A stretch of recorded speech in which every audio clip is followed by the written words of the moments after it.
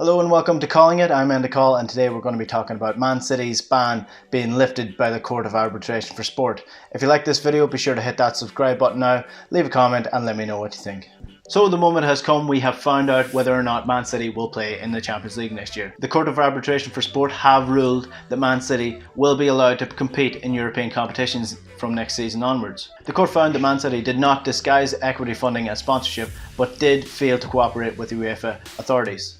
The court's decision was that their exclusion from the participation in European football has been lifted, but they will be fined £10 million. As you can see from Pep Guardiola, he is delighted with the decision, as are their fans.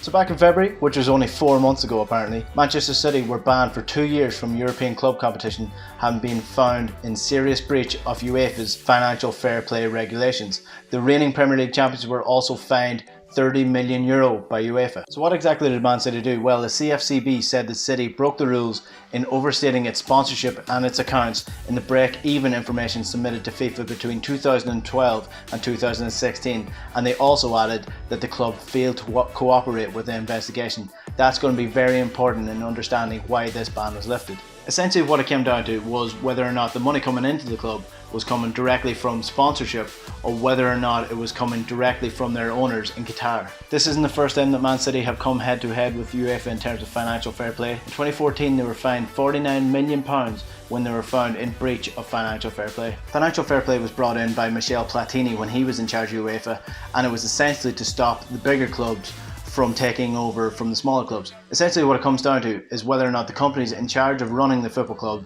are operating at a win or at a loss. If they're operating at a loss, then they will be in breach of financial fair play. Basically what it means is they have to be bringing in more money than they're actually spending. So that's why clubs aren't so quick to spend over a £100 million player, because that means they have to balance that in their sheets at the end of the year.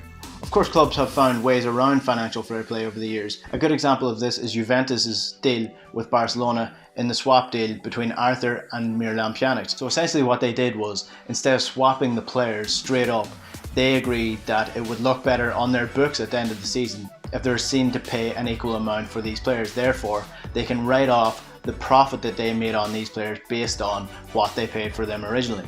So what are the knock-on effects from this decision?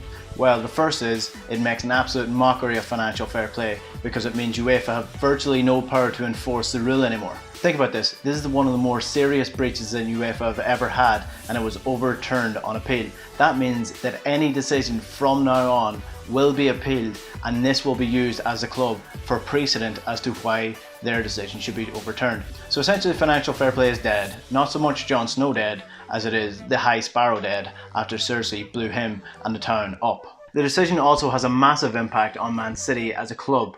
What this means is that Man City's best players who want to play in the Champions League and also want to win trophies now have a reason to stay at the club. Not only that, but one of the key reasons Man City never signed a centre back this year was that Pep Guardiola said that they couldn't afford it.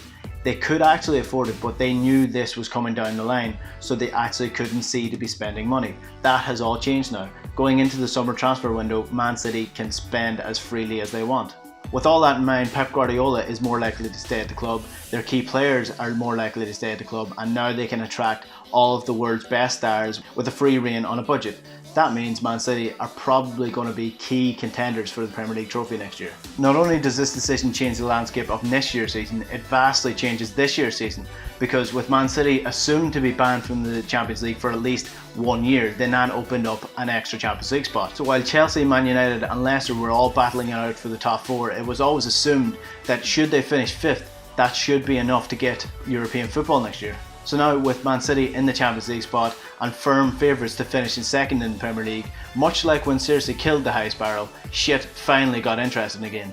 With Chelsea and Leicester both slipping up during the weekend, Manchester United have a great opportunity to now go 3rd, and with Leicester on the final game of the season, they have a great chance to slip in to that top 4 finish. Is this the right decision from CAS? Should Man City be allowed in the Champions League next season? Let me know in the comments below. Subscribe to the channel. I've been Endicall. This is Calling It. Thanks for watching. I'll see you later.